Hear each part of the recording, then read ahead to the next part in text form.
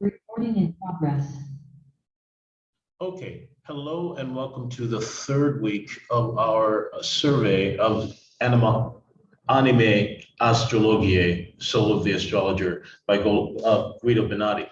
And so let's go ahead and share the screen and show our sheet. Not very verbal at the moment. That's interesting. Okay, so this is where we're going to start. Actually, we're going to actually start with a few examples. I want to continue to go backwards a little bit and re-look at some things, some more examples of what we have been doing already over the past 2 weeks. And then, but this is what our subject for the week, our subject for this particular week and going forward until we finish it is the 16th condition. Okay, so actually, all right, so here it is. So if you remember, condition 4 had 16 different conditions within it. There are 16 different subsets. The very last of these 16 is this one. The 16th is the condition of the moon, which they call Kamalu Kamar, Kamar, which is an evil condition and the corruption of the moon, just as the ancient sages said. All right, so I was looking for this. What is this Kamalu Kamar? What is Kamalu Kamar? But then you see in the next paragraph, or when we get to the next consideration, the fifth consideration is in how many ways such a condition of the moon occurs. So he's basically saying the fifth consideration is how many ways that Kamalu Kamar can happen. All right, so that's where we're going to kind of come to today. And this essentially is an extension of virtue or strength and weakness, right? So basically, that's kind of where we ended with the last session, was looking at virtue or strength of a planet and what makes a planet strong, what impedes a planet. So virtue or strength or impediment or weakness. Right, and so this basically goes into ways that the moon is impeded. Now, if you remember, I'm always going to talk about this, that the moon is considered the mediatrix between the celestial realm and the earthly realm. And so she basically transmits, that's how things come to be in an astrological chart, right? We've been doing all of this stuff on consideration 4, which is how things come to be. So right now, what we're dealing with is how the moon is able, how well the moon is able to transmit or not, based on her local determination. And once again, local determination is the determination of a planet by its position, by sign, by house, and by aspect, and by house rulership in a natal chart, right? So the local condition of the moon will show to what extent a chart can transmit, especially if we're talking about a question, right? And we're actually going to look at a horary question. So that's going to be one of the first things we do after this little spiel. So that's basically my point, is that this fifth consideration and then the sixth consideration, which will be about planets specifically, other planets. So the fifth consideration is about how the moon is impeded. The sixth consideration is about how planets generally are impeded, but that's also covered in the fourth consideration. So he's kind of breaking down the, matter of fact, if I'm not mistaken, 14 is virtue or strength, 15 is impediment or weakness, and 16 is Kamalu al-Kamar, or the evil or corruption of the moon, right? So it looks like he's now breaking down 14, 15, and 16 into the next two considerations, okay? So I'm going to come back to that. Obviously, I'm going to work my way back to that after I get to my examples of what I'm trying to do. So let's see, chart, is it that one? Oh, yeah, let's start with this one. This came in today on Reddit, and this is a good example of quite a few things that we have been talking about already. So it's a good example of dealing with reception. It's a good example, period. Okay, so this person wrote in and said, my chart ruler, what is your suggestion for such a badly afflicted chart ruler? And because, oh, look at these squares and blah, blah, blah. What's your suggestion? What should I do? And so when I looked at this chart, I thought, what is he talking about? It is a he, Henri. What is Henri talking about? This is not a badly aspected or afflicted chart ruler. And I'll say why. The first reason is obviously it's advancing. Remember, that's the first thing we want to know is the advancement there, right? So it's advancing. It's in the 10th house. It's right on the 10th house cusp. So that's one good thing, right?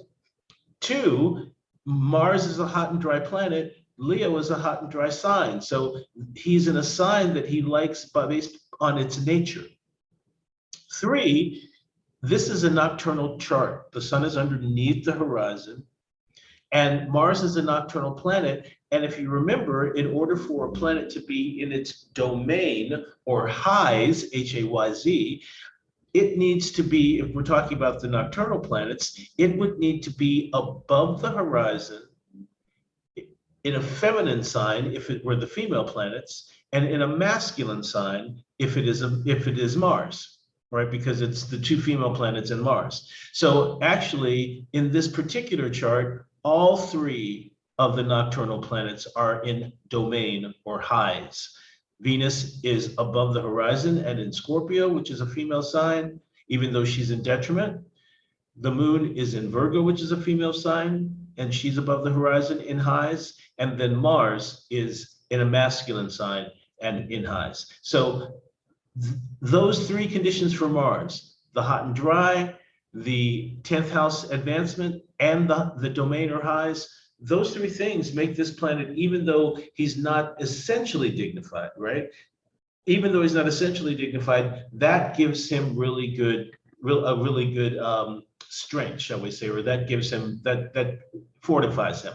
Now, let's look at the squares, because look at these squares. So Mars is involved in two squares. He's really involved in three. He's disregarding one.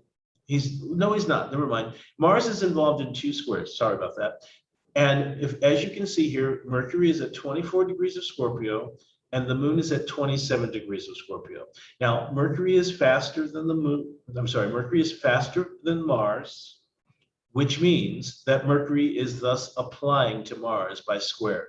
Mercury is in the sign of Mars, which means that Mercury is pushing nature.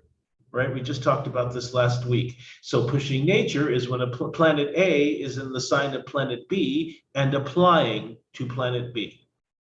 That's what's going on here. So there's pushing nature, which means that this square isn't as malefic. If you remember what we talked about with that reception, reception accelerates perfection, right? Exception helps things to perfect.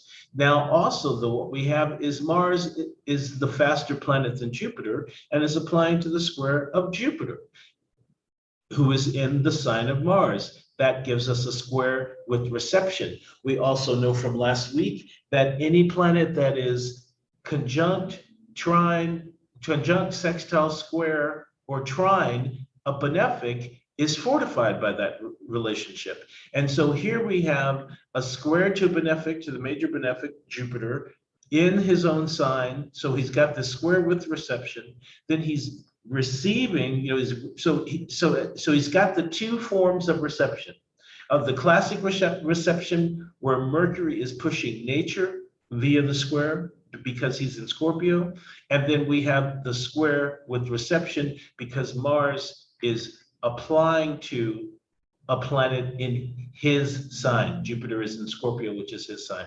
So that was a really excellent example of that for me, which I really enjoyed seeing. And it was really interesting to be able to say, hey, look, it's maybe not as bad as you think because of it. One of the things that I remember also saying is that Bonatii wasn't thinking about natal astrology necessarily when he was writing this. He generally, when he writes these, he will say, and it is the same in natal or election or in your questions or in your interrogations or in your election or in your natal or in your mundane. So a lot of these things are ways to do it with all of them. So I thought, we've been focusing on natal over the last 2 weeks, but I thought I would just go through this chart, which also came into Reddit today, and go into some of the stuff we talked about using a horary chart. So if you remember, the first 4 things that we look for are advancement, which means it's angular or succeedent. Is a planet angular or succeedent? Retreat. Is the planet cadent? What was it? Connection, conjungi, so conjunction or connection, which is any applying aspect, not just the bodily conjunction, or disregard or separation, right? Any separating aspect. Now, when we come to horary and electional, then what we're really doing is wondering about our specific significators. Remember, all of my hypothetical questions have been about pregnancy. Can I get pregnancy within a month? Is what this person wants to know. Otherwise she has to do fertility treatments. And so she originally gave us her natal chart to look at this. And I thought, you know what, this is a horary question, not a natal chart. The natal chart showed that there would be problems with fertility, definitely. However, I thought, okay, well, let's see what's going to happen or not. So let's go through the list, shall we? First, what's in a state of advancement? Excuse me. Venus is in a state of advancement. Jupiter is in a state of advancement. Jupiter is the ruler of the 5th house of children. The Sun and Mars, technically, the Sun and Mars technically are also in advancement. Mars is the ruler of the ascendant. The Moon, right, which is always the planet we're wondering about, always the planet we're interested in. The Moon is also advancing because she's about to go she's essentially in the 8th house. All right, so that's what's advancing. What would then be retreating? Saturn is retreating. Now, first of all, what do we want to find, right? Since I said this is horary, we're not reading it like a natal chart. We're reading it based on the significators. The significators we're looking for are the ruler of the 1st, the Moon, Jupiter, the ruler of the 5th, and this planet in the 1st is pretty interesting. This is a very interesting statement, in my opinion. So one of the first things about this is that, okay, so the things that are advancing are the 7th house, right? Because Venus rules the 7th, and the 5th house, and Jupiter is ruling the 5th. Those are the unequivocally advancing planets, right? They're the unequivocally angular, bam, that's what's in the absolute forefront. Then we've got what's in the next to forefront is the person themselves who's being combusted by the sun. And both the Mars and the Sun are in Libra. And also in that next layer of foreground is the Moon, right? And the Moon is always, especially in a horary chart, what we're most kind of invested in, where the juice in the chart actually is. Now, all the juice in the chart's in the 8th house. So this is what I said. So first of all, what this said to me, first of all, the fact that there are only 2, because these are our next 2 things. What's in connection, which means what's an applying aspect, and what's in separation or disregard. So as far as we've got 3 actually. So here's a connection. The Sun is faster than Mars and it's lower in degree, so it's applying. The Moon's next application is to Mars. It's at 6 degrees of Gemini. It's applying to the trine of Mars. Okay, so that's another connection or application, or conjoining. So that's actually probably the term that they would use, conjoining. That's another conjunction or conjoining. And then the third is a wider one between Venus and Jupiter. Okay, the square. So, and then also, if you remember, number 5 and number 6 are, is there a translation of light? Which is when planet C translates the light between planet A and planet B. And if there is a collection or aggregation, right? So in this chart, there very much is. The Sun is at 3 degrees of Libra. The Moon is at 6 degrees of Gemini, meaning it is just separated. It's disregarding its trine to the Sun, and it's next moving to the trine of Mars, at which point it will also translate the light of the sun to Mars, which is not really very useful. Now, here's the thing. That would be a translation, but this is also an example of something else that we saw last week, which is why I used this chart. We talked about return of virtue last week. We went into return of virtue and how return of virtue is when a planet is applying to another planet. Planet A is applying to planet B, who is either combust or retrograde. And as a result, planet B returns the virtue, can't accept the virtue and returns it to that planet. And if it happens with fitness, it can maybe still come to be. If it happens with detriment, it might not be able to. So this is actually would be maybe an example of return of virtue with fitness, because the moon is in a succeeding house. Because it's within 4 degrees of the cusp, I'm putting it in the 8th house. It's in a succeeding house. But so let me just tell you what I told her, and I still haven't heard anything back from them yet. But the first thing I told her was that obviously with the ruler of the 7th in the house, in the 1st house, also part of the question was about the stress levels. It looked to me like she wasn't the only one stressed, right? We've got the Uranus right here on the cusp of the 7th, destabilizing the marriage to some extent, or putting it under some kind of, you're putting it in an electric socket. And then we've got the husband here, or whoever the partner is. Maybe it could even be a female partner. But we've got the partner she's having the baby with in the 1st house in Scorpio, so in the sign of the 1st house. So they're really thinking about them. And we know that Scorpio can be obsessive. So there could be kind of an obsessive kind of attention to this, but from the spouse or from the partner or spouse on this. And that might be a source, one of the sources of the tension might be how the spouse is dealing with it. Okay, and then and part of the reason I said that was because of the square, the applying square from Venus to Jupiter. And this is also a good example, because this is an example of a square without reception. So this square would be fully, even though squares are supposed to be, squares to benefics are supposed to be good, this could be an example of a square that's not so benefic, excuse me, unlike the other chart that we saw, where I would say, these squares are actually quite useful. This square isn't super, it's not terrible, but it's not just the worst, but it's certainly not as good as maybe a trine might have been, like to Jupiter and Pisces. Do you see what I'm saying? Squares are already difficult. If there is reception, it's going to make it easier. There is no reception between these two planets and these two signs. And so this square is just, like I say, a run-of-the-mill square, which is going to be rough, a little bit difficult, which is what made me think, oh, this is the ruler of the 7th. This is the ruler of the 5th. The issue of having children is creating challenge and difficulties for the spouse or partner as well. And that might be one of the preoccupations of the person asking the question. So the spouse's preoccupation with what's going on may be the preoccupation of the person. So that was one of the things that I saw, and once again, we've been talking about narrative, and why are these things angular? It makes sense that the ruler of the 5th would be, but not necessarily that the ruler of the 7th necessarily should be.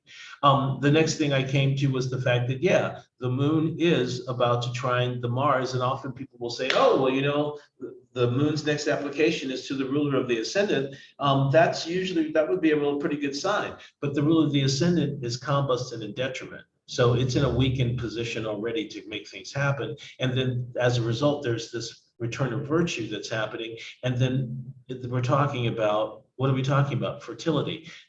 Moon is in a sterile sign. This Gemini is a sterile sign. Let's talk about fertile signs and sterile signs for a second.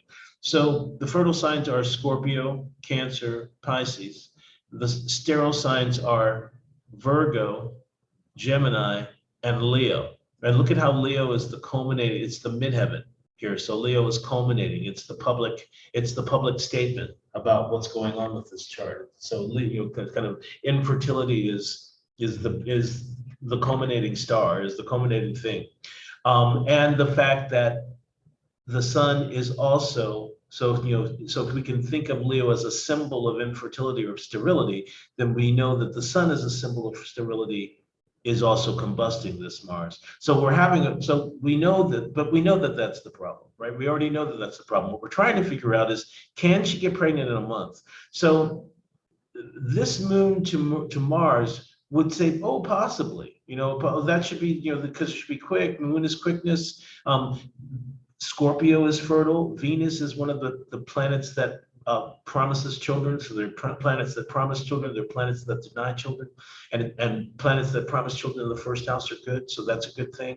And so what that also said to me was, being able to have children is a possibility. It looks like.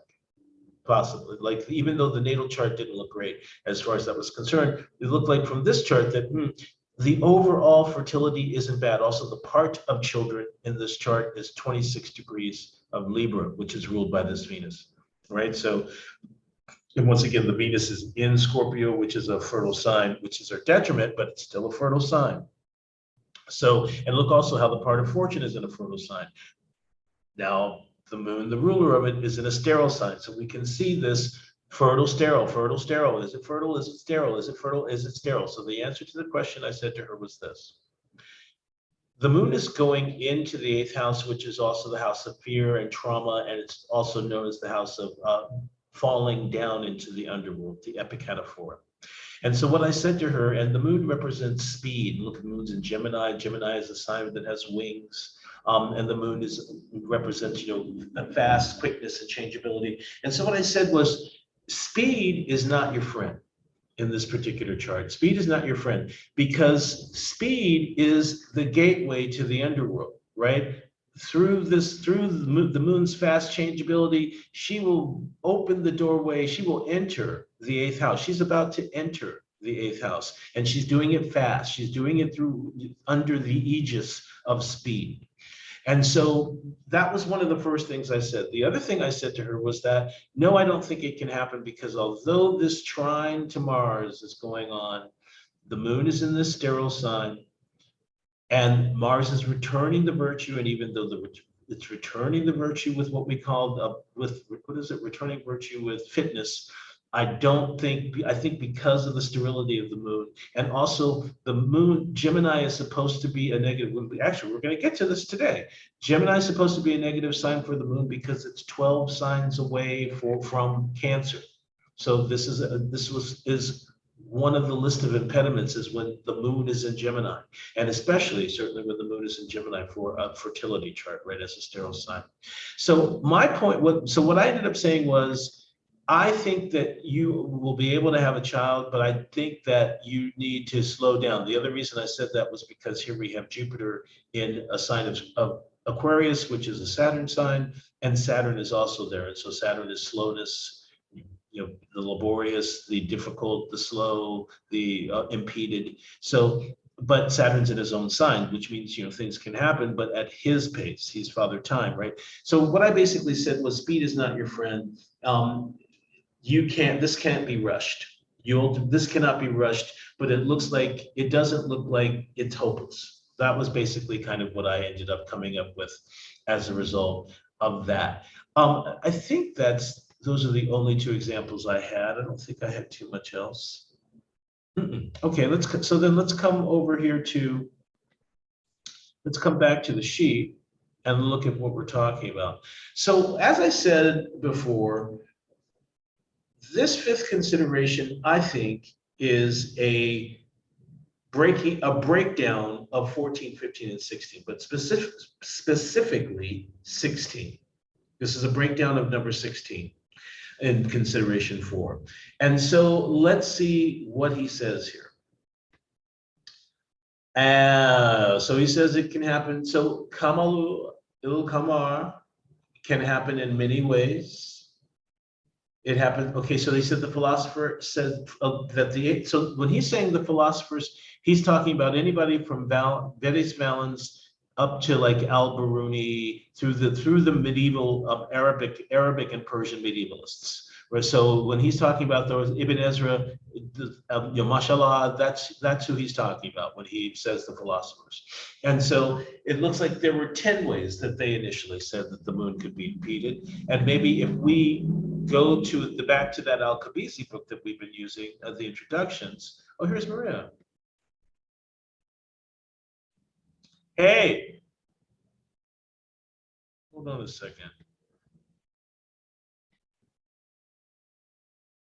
Fantastic. And you didn't even have to remind me. So, right? Okay. So I was already saying this when you came in, but I'm going to reiterate it.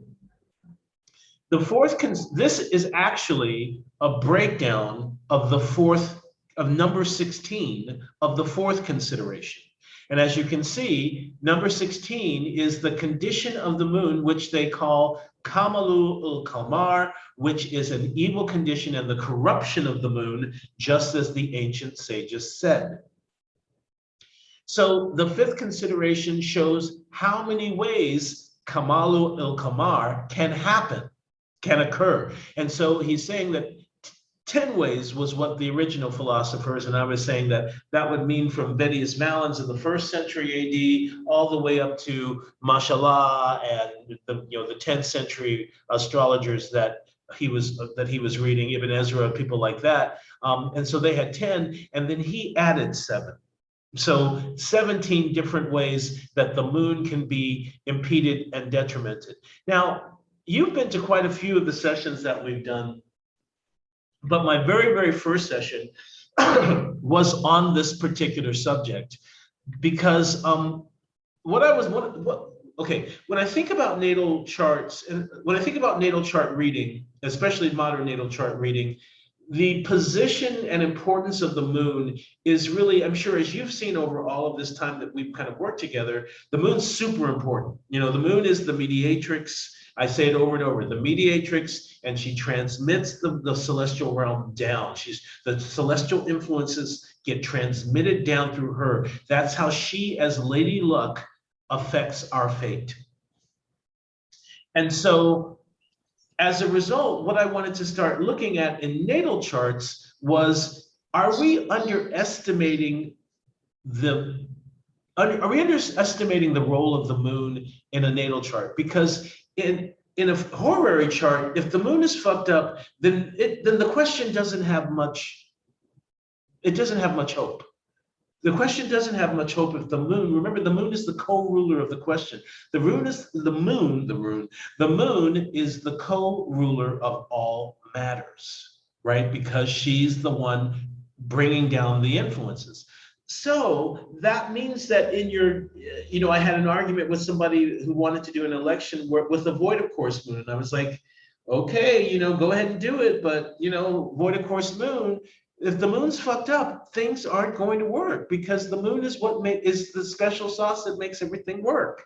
So I want to look at, so my whole first session was about looking at charts in that way. And it was just a way to, a little bit too, I don't want to say erudite, but just a little bit too advanced for where everybody was. But now it isn't, because we've already gone through all this other stuff. And now we can start thinking about it.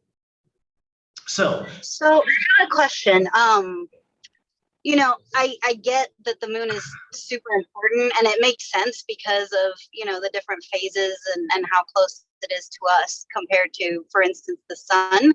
So why do people spend so much time on like the sun sign if the moon is really kind of more influential, I guess? Unfortunately, it's how, I think that's a fantastic question. It's how astrology developed. Because so maybe we can say up until the 17th or the mid 18th century, astrology was pretty much what we're learning. And there wasn't a whole lot of variation to it.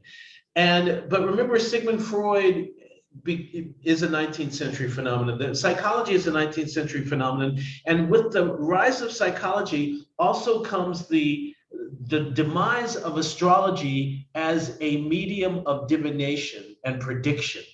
So basically, it became basically against the law, especially in England, to do predictive types of either astrology or mediumship, things of that nature. And so people wanted to still work with astrology, but people also didn't want to work with the deterministic aspect of a lot of this astrology. And so it started melding itself more and more with psychology. and started focusing more and more. As a matter of fact, it's either Alan Leo or Mark Edmund Jones. So they're two of the first astrologers of the 20th century to do what I call anthropomorphic astrology, which is person-centered astrology, as opposed to, or anthropocentric, as opposed to geocentric. That's what our astrology is. Our astrology is geocentric, but modern astrology is anthropocentric. It's centered in the human. And so there's no better way to center something in the person than to have the sun be the end all and be all of everything.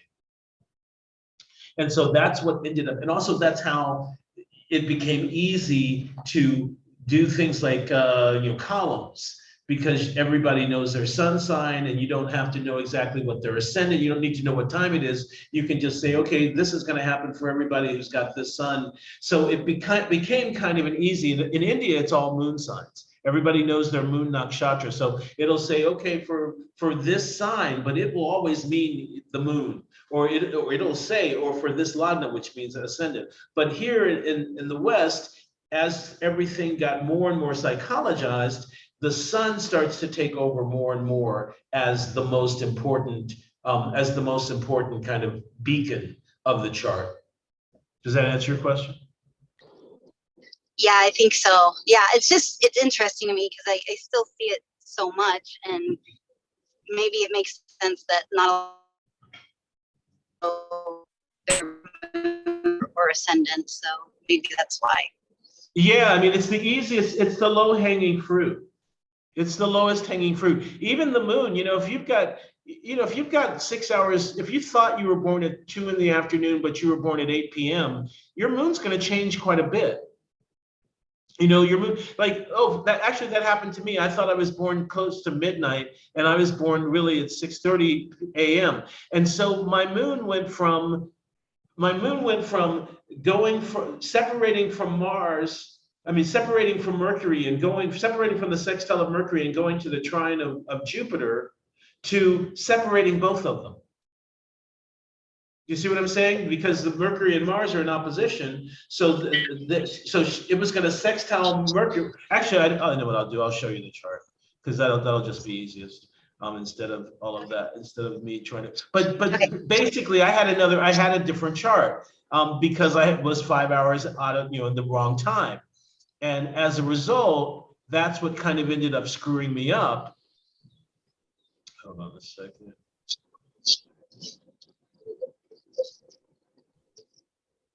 Oh, okay. So I'm going to stop the share for just 1 second. Hold on.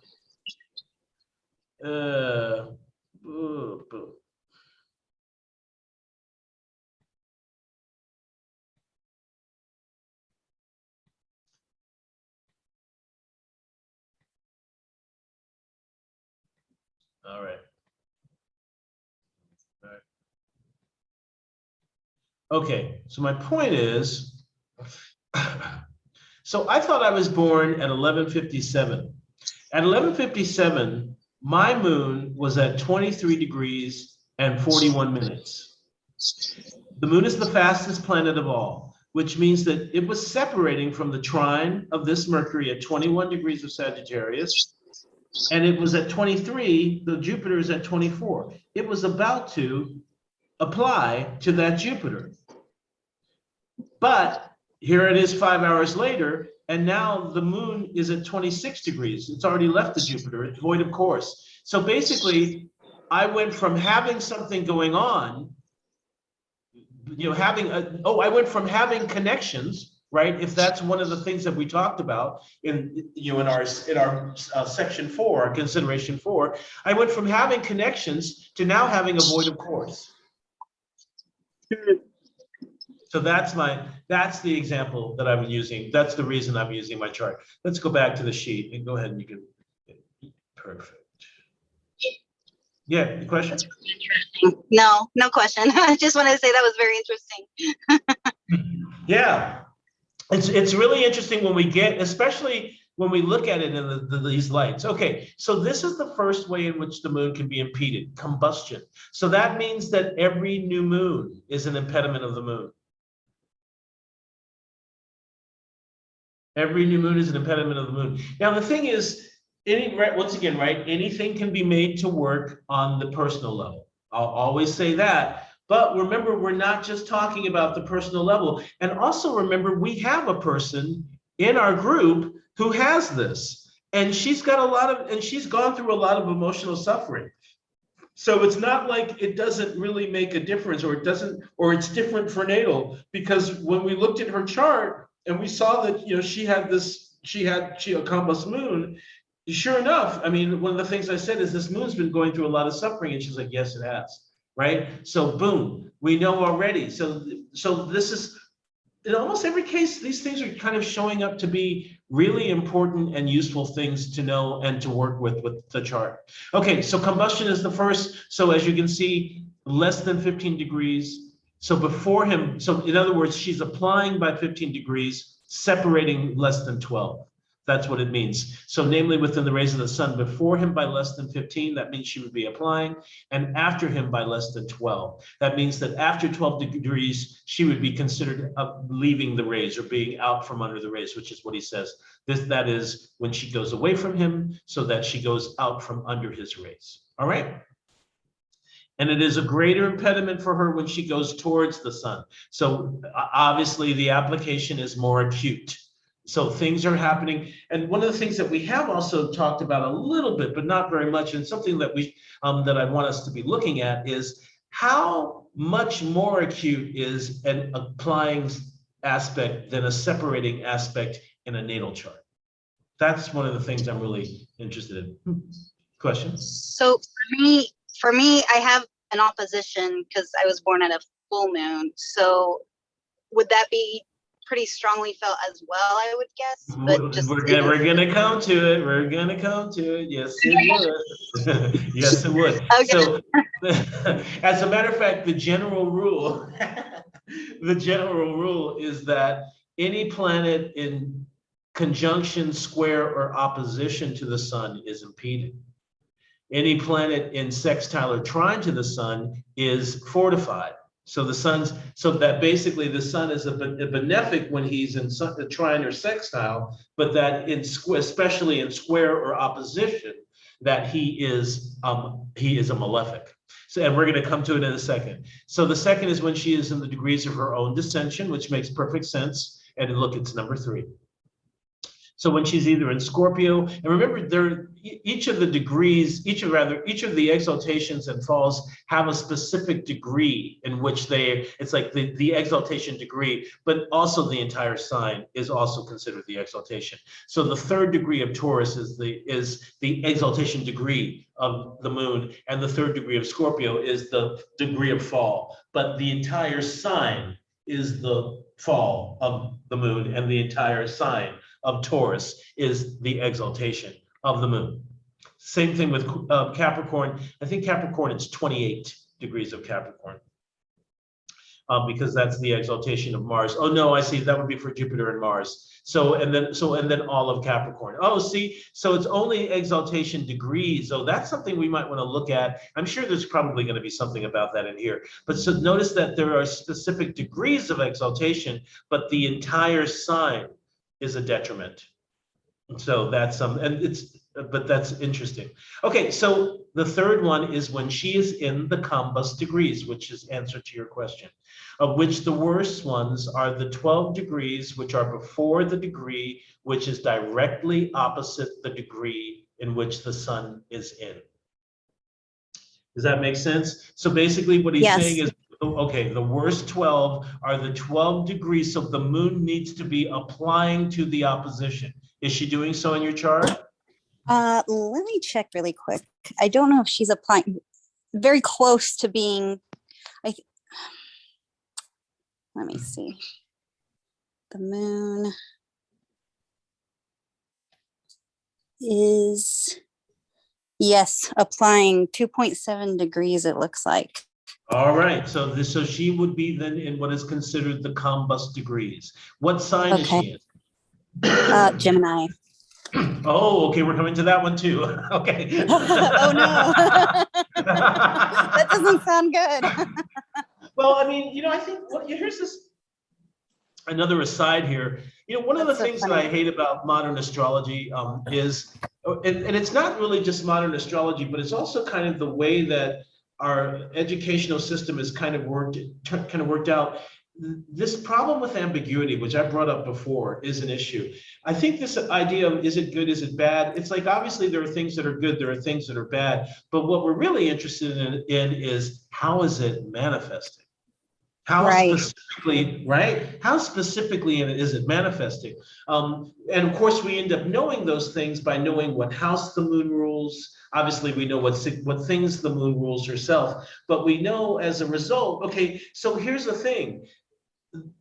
So that gives us a really good example, Maria. To be honest with you, because if indeed my theory is, or my hypothesis is, that a chart that has a moon that is impeded or difficult in a difficult situation will have difficulty making things come to be, right? Because the moon co-rules everything.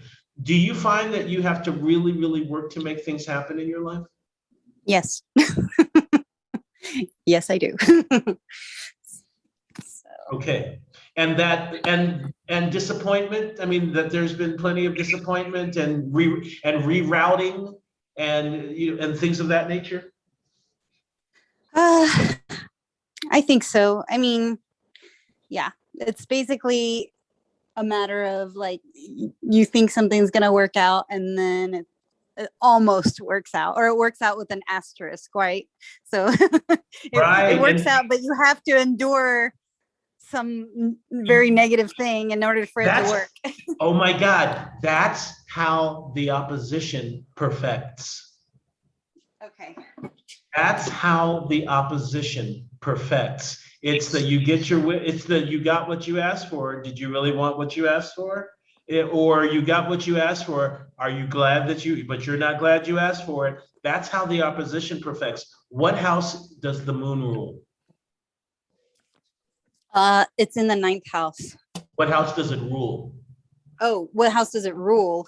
It's ruling the 10th house, I guess, Cancer, right? Right. So tell me. So two things then. One would be, so has the really hard work been around trying to get the career going the way that you wanted to? Correct. And is there also really, really hard work with dealing with your mother? Yes, actually. Okay, 10th house is also mother. Okay, and would there be some of that disappointment, almost got there, but she got in the way?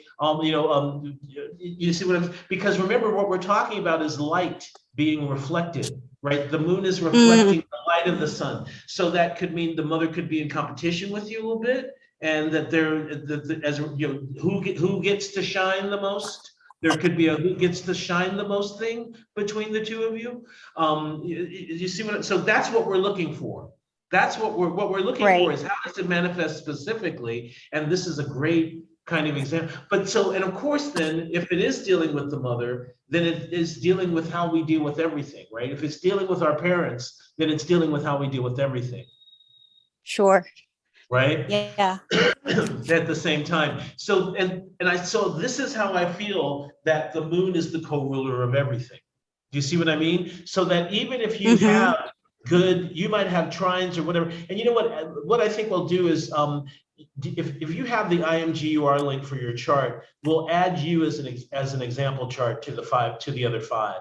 And we'll come, especially since you're an example of impediment, right? And you can give me feedback. Right, these people can't give me feedback. You actually can in the real time, and so that's something. But do you kind of understand what I'm talking about as far as the implications of what an impeded moon can actually mean for the entire chart?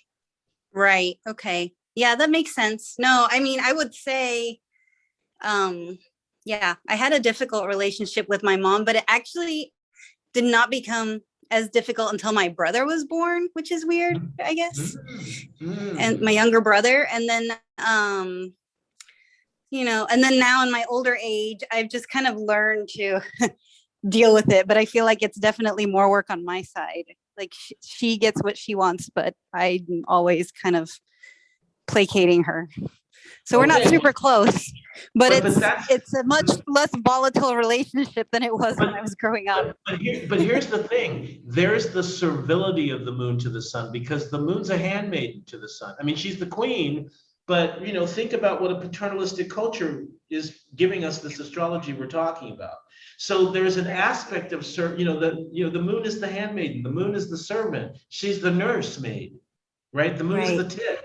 So it makes sense that and then also remember the issue, like I said, the issue is who gets to shine.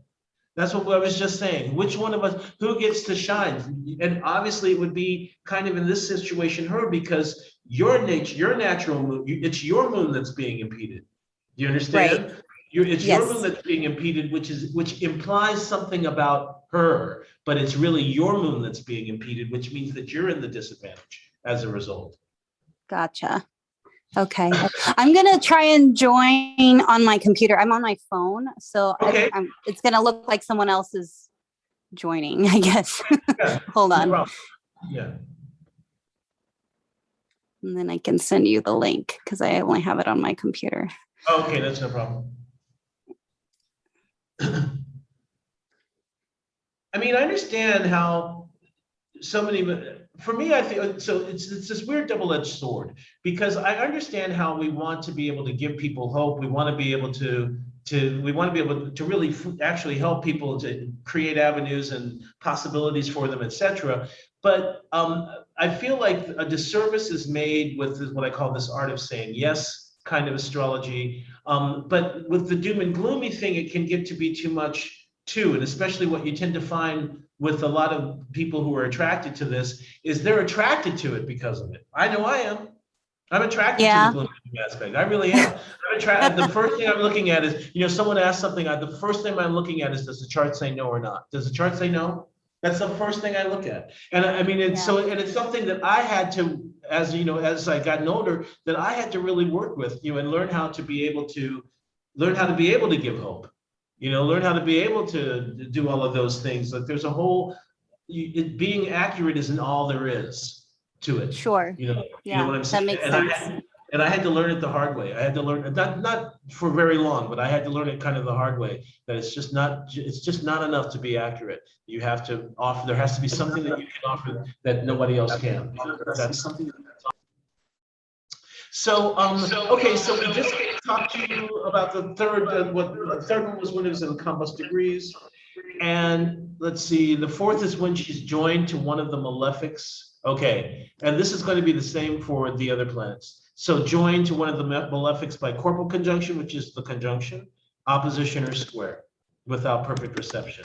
And remember also that the sun becomes a malefic when it is in either opposition, square, or conjunction. Okay, that looks like your IMGR link. Fantastic.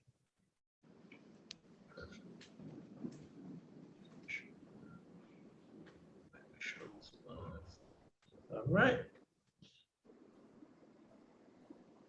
So you can still see consideration. Okay, great. Okay, so join the malefics, that makes sense. So conjunction, opposition, square. Head or tail or the dragon. If you, in that horary chart, the moon was with the head of the dragon. The 6 is when she's in Gemini. Oh. Which is the 12th from her own domicile. The 7th is when she's in the end of the signs. Are you in, is it in the end of the sign by any chance? In the end, what do you mean? Meaning within the last 5 degrees? No, she's in the second decan. Yeah, okay. Then, so when she's in the end, because those are all the terms of the malefics. And so that's one of the reasons that they say, they were saying that. The 8th is when she's, 6th, 8th, 9th, or 12th from the ascendant and not received or joined to a planet in one of them. So let's break that one down. She's in, obviously, so those are the malefic houses, 6, 8, 12. Why 9? Any idea? Any idea? Yeah. I don't know. I mean, I guess It's the opposite of her joy. Her joy is the third. Gotcha. That's right. Her joy is the third. So it's the opposite of her joy. So any of those from the ascendant and not received. So you now know kind of what that means when you see it. So from now on, when you see something like this in one of these books, you'll know exactly what they're talking about. She's either applying to a planet that's in her sign, or she's in the sign of a planet and she's applying to a planet, right? Or she's in her own sign and applying, right? That's the pushing power. Or she's in her own sign and applying. So any of those types of receptions is what would be happening. So if she's in the 6th, 8th, 9th, or 12th, and none of those receptions are happening, and she's not joined, or if she's joined to a planet in one of those. Okay, so even that. So she doesn't even have to be in it. She can just be joined. Because why? Because because she's the transmitter.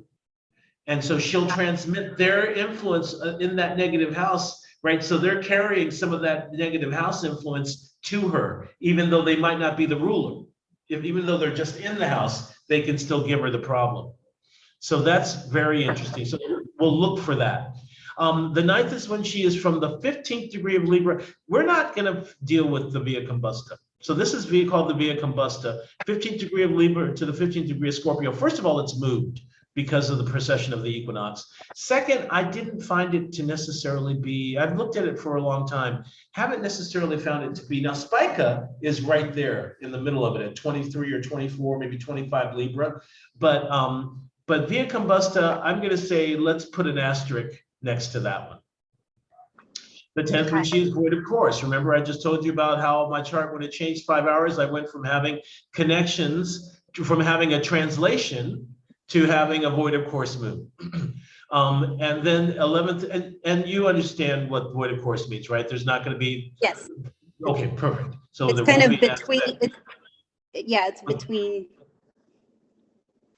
It's between its last separation and the end of the sign. Nothing will aspect it, right. Or it will aspect nothing, right? So it will make no connection of any kind before it leaves the sign.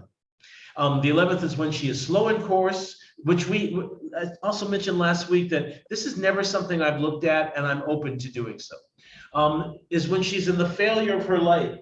She happens to be in the failure of her light around the time she's in combust. That's basically when she's in the new moon. Oh, okay. So, right, so that she has nothing or very little of her can be seen going to combustion, which happens at the end of the lunar month. So probably this is the last 13 degrees, the last 13 degrees and 20 minutes, I would say would be the failure. And then the 13th is when she's besieged by, so remember there were only 10. So the 10 were the original. So void and course were the 10 that stopped, that the original philosophers. These from 11 on, these are Bonatis. Slow in course, failure of light, besieged by two malefics. And we'll get into besiegement at some point. I've talked about it before, but ultimately it's when a planet is separating from a hard aspect to one malefic and going to the hard aspect of another. So for instance, if a planet were combust, the sun, so the sun's at 10 degrees of Aries. Mm-hmm. Venus is at 12 degrees of Aries. Mars is at 13 degrees of Libra. Do you see that? You see what I'm talking about? Okay, you see that one? So that means that Venus is leaving the sun and applying to Mars, but both of those aspects are difficult, right? The conjunction to the sun is difficult, and the opposition to Mars is difficult. That's besiegement. So Venus would be considered besieged between the sun and Mars, and we'll see if we can find some besiegement. And when we did degrees, we talked about azimine, pitted, another word for weld is pitted, smoky, and dark. So those were all kind of in that. This is medieval degree theory. So let's come to charts and look at it. Let's look at a few charts now.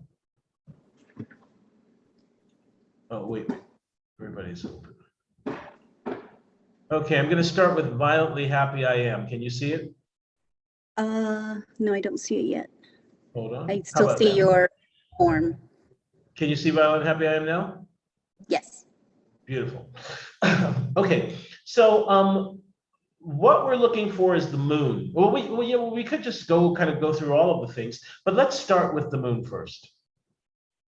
So what things that impede her, one of them was combustion. The moon is not combusted.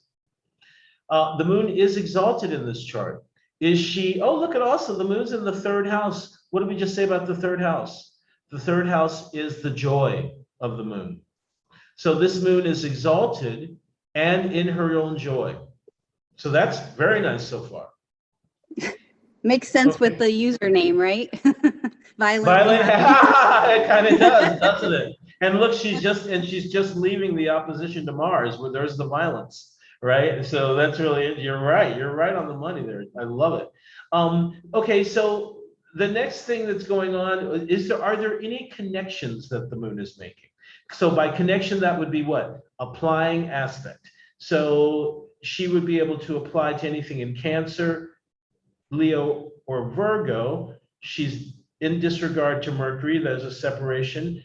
It's wide, but it does work because the moiety of the moon is 6. The moiety of the sun is 7.5, so 13.5 degrees. So there definitely is an application between the moon and the sun. It's by square, but look, the sun is in his own sign and the moon is in her own sign.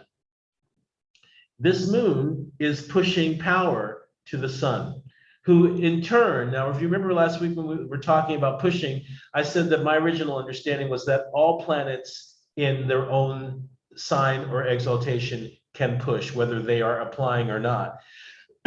So, but that what I had learned was that only applying planets can push. That was our tongue twister.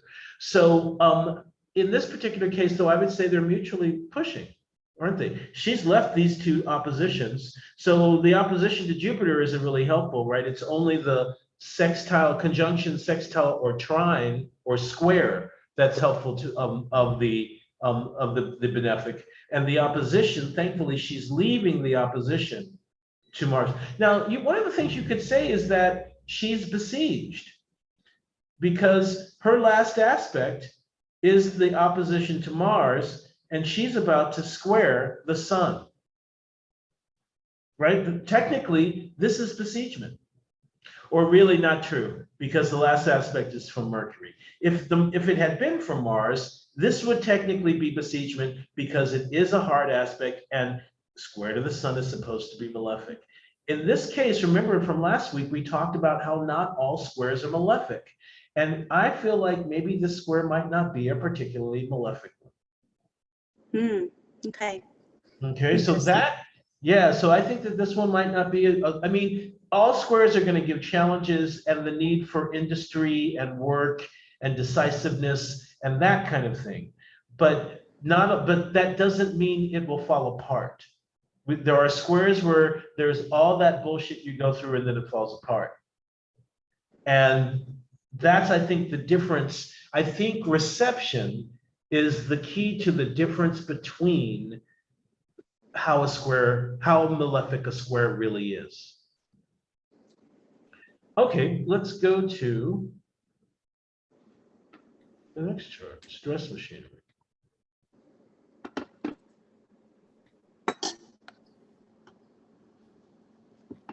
Stress machinery. Ooh, well, we certainly know one of the. Okay, so remember, within this entire subject matter, this entire subject matter is essentially numbers 14, 15, and 16 of consideration 4, which is virtue or strength of a planet, weakness or debilitation of a planet, and then weakness of the moon, corruption of the moon. Right. And so that basically we know from when we looked at, actually, I think you left before we got to strength and weakness. But one of the things that we learned from strength and weakness is that when a planet is conjunct or sextile or square or trine, a benefic, it's fortified. And we have that here. Now, the thing is that the moon, this is a great position for the moon. She likes the Earth triplicity, but not a particularly good position for Venus or Jupiter. Right? So she's with benefics, but she's not with particularly powerful ones. And that's important too, because one of the things, as I'm always saying, is that we tend to see a lot on Reddit, oh, Jupiter's there, it's going to be good. Oh, as a matter of fact, somebody just wrote that a few days ago. Now, I've got Neptune in my second, which should be money problems, but Jupiter is there too, which should be good with money. And Jupiter was in Capricorn. Capricorn is the fall of Jupiter. This person was having money problems. Jupiter wasn't getting in the way of that at all, right? And so same thing with this. The Venus and the Jupiter are benefics, but they're not at their most benefic because they're both in fall and detriment. So that's just something to think about. Oh, and remember, one of the things that we look at is if the moon, if I'm not mistaken, oh, it doesn't, I don't think it did talk about it, but I thought is if the moon was is connected to a planet in its own declination, so dissensions, but it doesn't say that. When she's in the end, 5th, 6th when she's in Gemini, 4 when she's joined to one of the malefics or opposition. Okay, no, I guess not. When she's in degrees of her dissension, it didn't say. Okay, I thought that there was one where if she's joined to a planet in their dissension, it was also bad. Joined to a planet in their own, but it doesn't seem to be saying that. 6th, 8th, 9th, 15th degree of Libra. 10th is when she's void of course, slow, failure. No. Okay, so thankfully that's not that bad, because I thought seeing something like that. Let's see what connections she's making. Obviously to Venus, right? She's applying to Venus. Is she applying to anything closer, more closely? No, she's not. I mean, Pluto, but Pluto can't really give her anything. So no, she can't. So she's not really being very helpful. Also, are these planets in domain or anything like that? She's not in her domain because the sun's above the horizon, it's daytime. We would want Venus and Mars. We want Venus, Mars, and the moon all to be underneath the horizon. Let's see, but she is advancing, right? She's in a position of advancement because she's in a succeeding house. She's with a benefic, although a compromised benefic, and she's about to apply to that benefic. So we know that even though this person may have, they might not get the full beauty of the Venus, they're going to be kind of connected towards relationships. And what is the other Venus sign? Okay. So what we know, okay, so this gives us, so once again, narrative. What we know more than likely is that this person is going to be quite relationship oriented, but deal with quite a bit of disappointment in relationships because of the Venus in Virgo, because Venus rules the 7th and the 12th. So there could be an element of self-undoing to relationships, of what's the word I'm looking for? Going for relationships, or putting themselves into relationships that end up kind of undoing themselves in this particular case. So that's kind of a way of seeing it. So once again, remember, any benefic can be malefic based on the house it rules, right? When Venus rules the 12th house, all the things that we love can bring problems. Right, all the things that we take pleasure in can bring problems. When she's in the 12th, we're trying to make our love public, and it never sees the light of day, right? Or we find ourselves with people who are married, or we have clandestine affairs or things of that nature, because the 12th house doesn't see the light of day. Okay, yeah. So let's move on here. Pansin Juju. Pansin Juju's moon. Okay, where is it? Oh, there it is. Oh, we got a moon in fall. Okay, so that's the first thing. It is advancing. It's within 3 degrees of the IC, so it is angular. It is in fall, so that's something, right? That's one of the things. If it's in one of its dissensions. What is it? Anything else bad? What else? What's applying to it? Or what is it applying to? Nothing. Just the Saturn, and just barely, because she's got 6 degrees and he's got 5 degrees, so it's 11. She's got 11 degrees, so it's a little bit more than 11 degrees. So she's almost. So this, I would say that this is an impeded moon. I would consider this an impeded moon. And so what would be the overall tone? And so maybe this is a way that we can look, and Maria, even when we kind of come to your chart, is that what might be the overall tone of the chart no matter what tends to happen, might be one of constant frustration, not being able to express my emotions. You see, because of Scorpio, because of the fall of the moon, and Scorpio is a fixed water sign, not a cardinal water sign like Cancer, right? So it can't push forward, it can't just flow like Cancer can. It can break forward and explode like a geyser or something like that. But it's going to be log jam and breakthrough, log jam and breakthrough.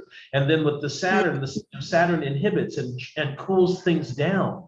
So this person will have a lot of problems with expressing their emotions. So and so also there could be issues of paralysis and depression. And so no matter how good things are going in the chart, so this is maybe how we can see the moon as co-ruler of everything, because it can then color everything in the chart, is what I'm thinking. Or it can show itself. And what about the Jupiter being right there? Does that mean Jupiter's not really even helpful at all? Thank you. No, I think it is. Thank you for bringing that up. No, I think it is. I think because remember, any conjunction to a benefic helps the planet. So the Jupiter is making the Saturn less benefic. Oh, okay. Right, in my opinion, he's making him less benefic with his benefic influence. It would be, on some level, it might be better if he were at 26 Pisces.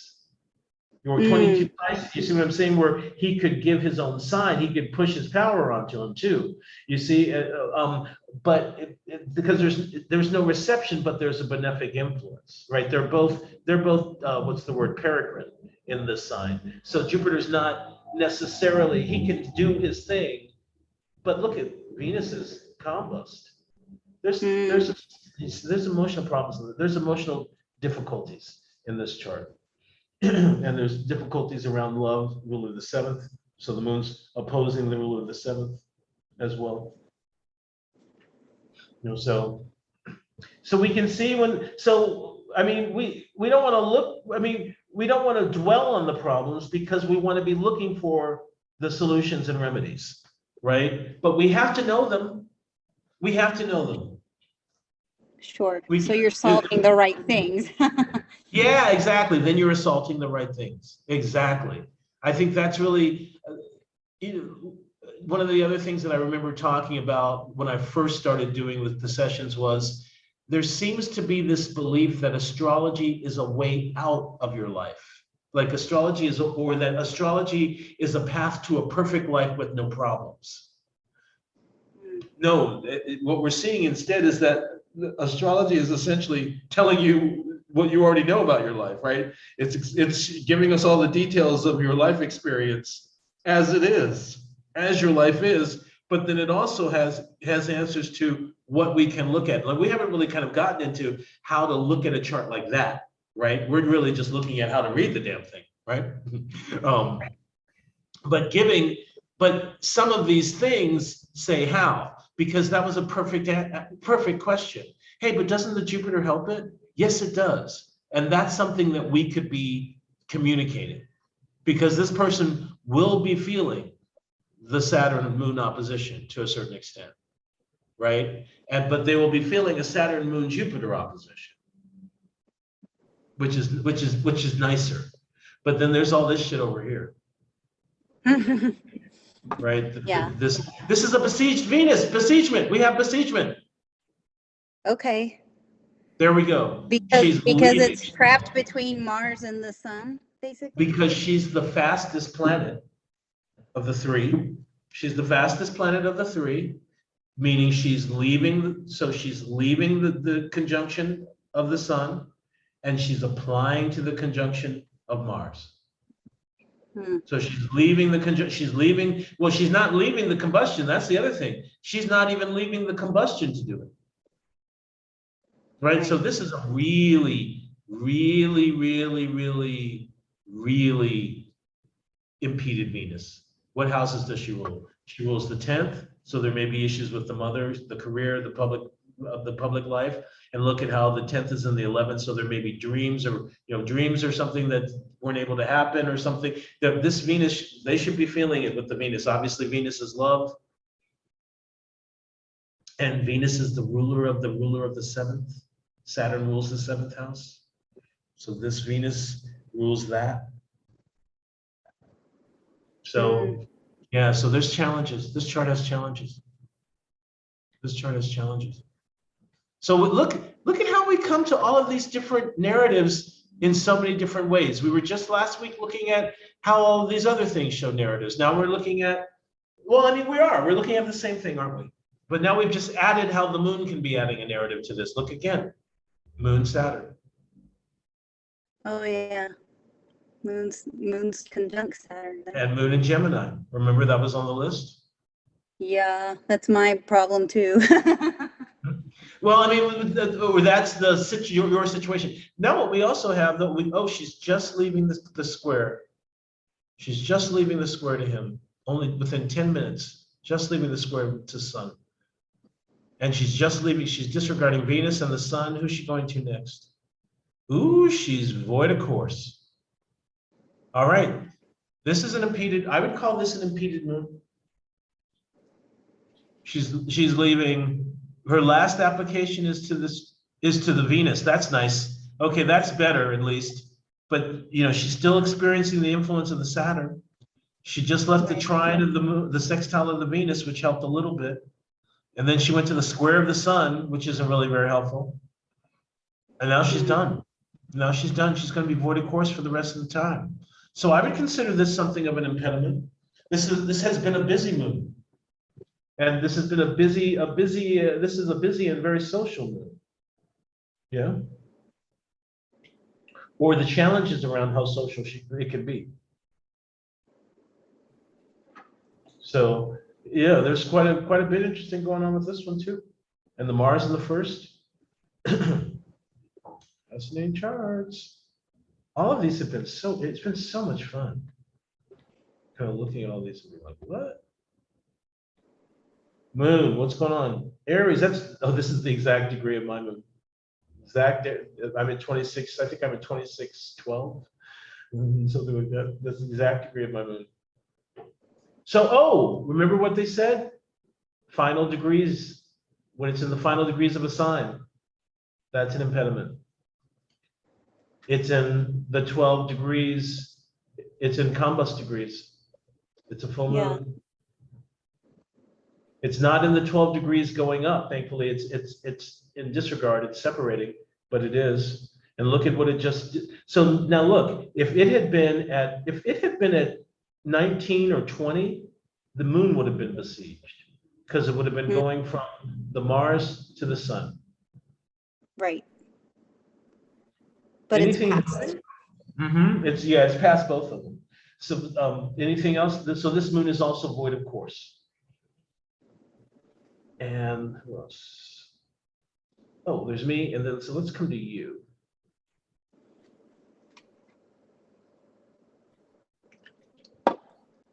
Now, there we go. Because you have it as well. There we go. All right. So in the 9th, right? Remember it said if it was 6, 8, 9, 12? Yes. Now, I don't think necessarily like the 9th is not malefic like the 6th, 8th, or 12th are malefic.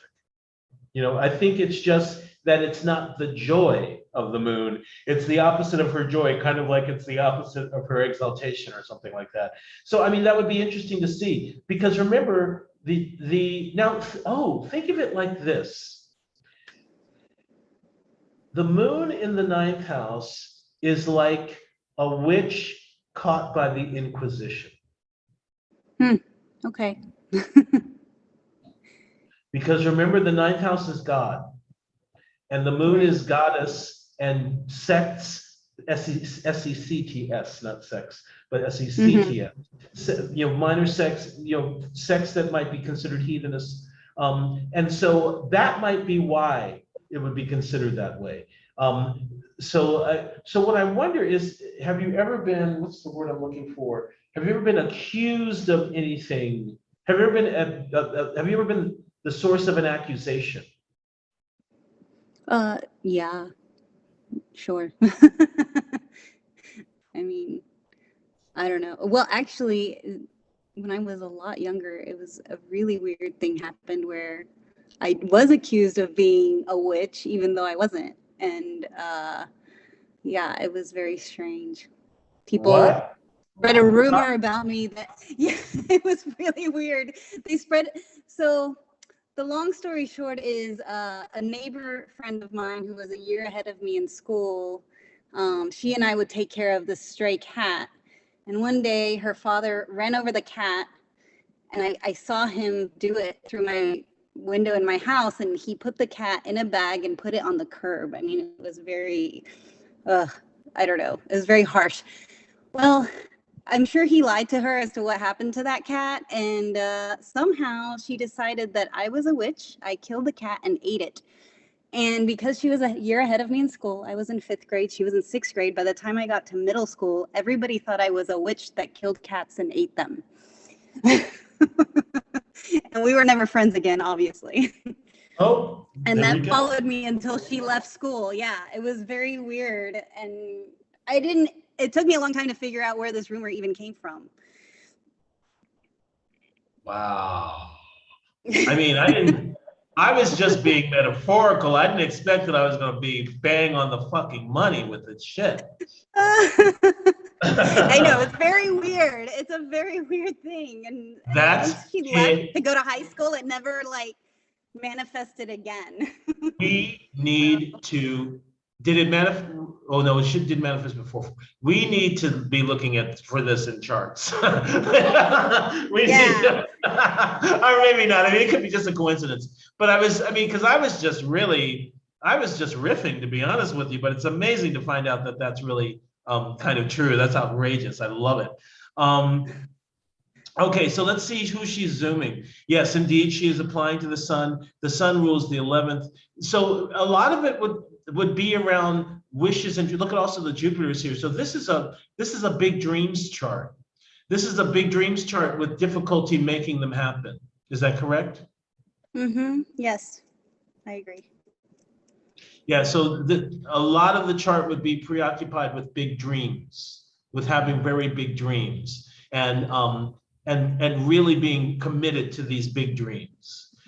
And so, but this moon and the mother would be part of the impediment of this, in my opinion, because there would be there's something that happens, and because I have this Gemini Sagittarius opposition as well, and I have a real issue with second guessing myself, splitting into two factions mentally. Yeah. Warring, having the mental warring factions. Actually, I remember, oh my God, a perfect example of when I thought I was born. When I thought I was born at noon or at midnight, I had a Libra rising like you, 6 degrees of Libra. Mm-hmm. And so it was Libra rising. And so I thought I had Venus in Aquarius. So I thought Venus in Aquarius was my chart ruler. But I had a friend that whenever I was in distress, he would always notice that I spoke, I would just contradict myself. I'd say one thing and immediately contradict yourself. He goes, it's like talking, he's like, listening to you is like listening to two different people. He's like, oh, I go, those are my twins. He goes, oh yeah. And so he got into this thing of being like, oh, they're the twins. The twins are talking again. Then when I finally got the correct time of my chart, it was Sagittarius rising with Jupiter and Gemini. Oh, okay.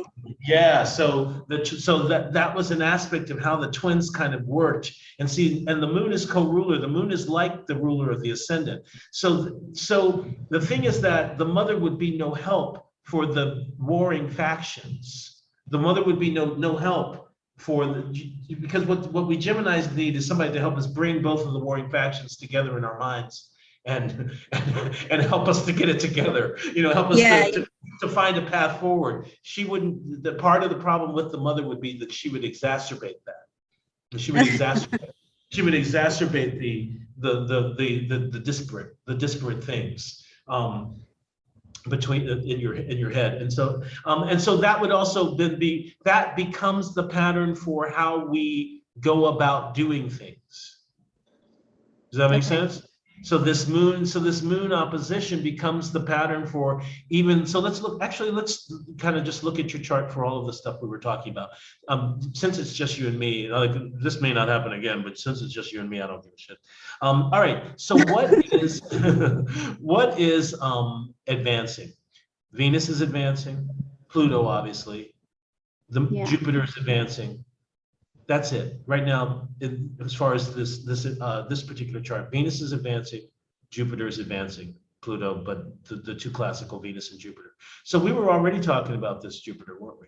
And the big dreams, right? We were already just talking about that. So can you see how already we can see that future dreams, looking for, being invested in the realization of future dreams is a major kind of theme in the life because Jupiter is advancing forward. Same thing would be whatever issues with finances with the partner, or with debt, or with managing of an estate because of Venus's rulership of the 8th, but also anything with finances generally because Venus is the ruler of the 1st. So there would be, or with wealth, with substantiation, with things generally.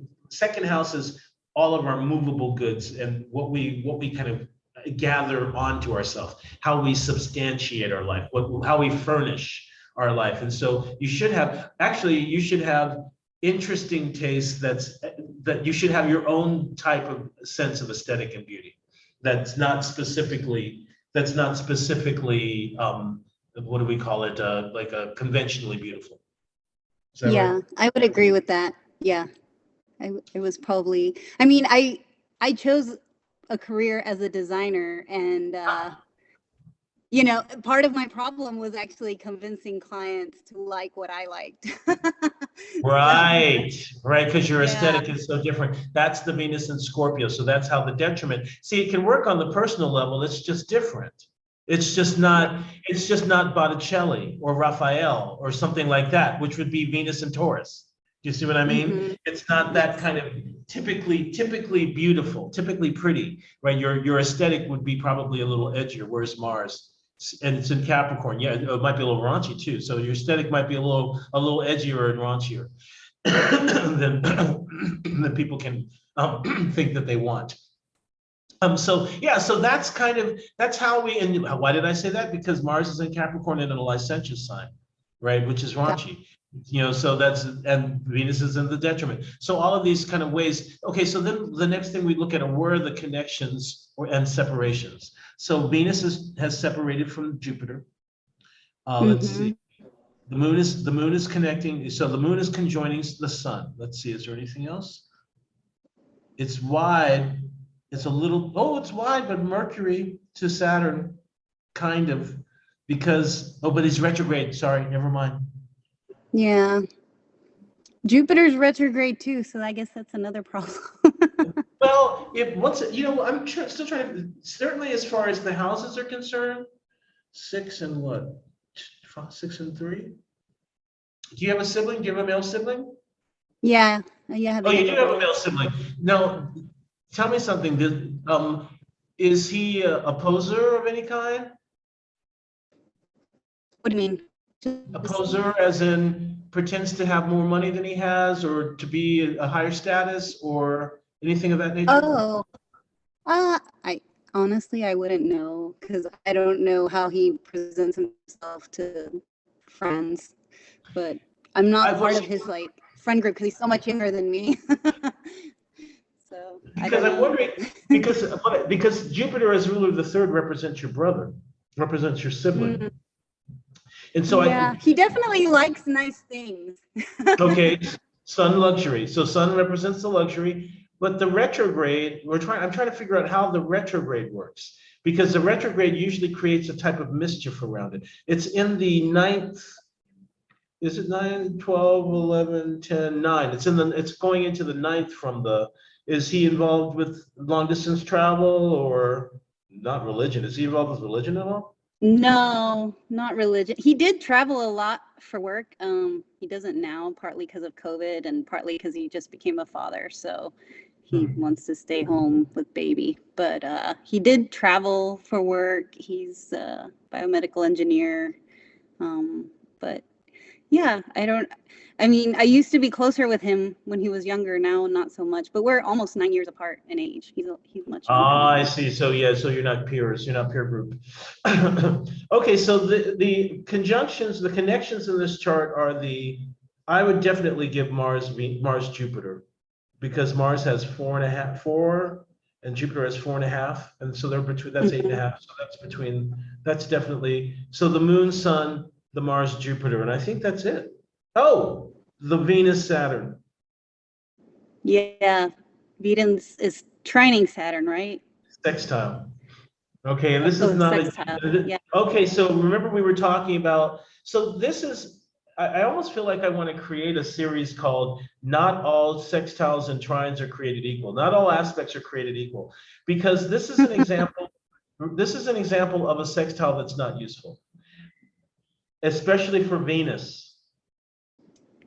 Because so Venus the only thing that I would say that is useful that another astrologer once told me, which I thought was interesting, was that I've become more attractive with age.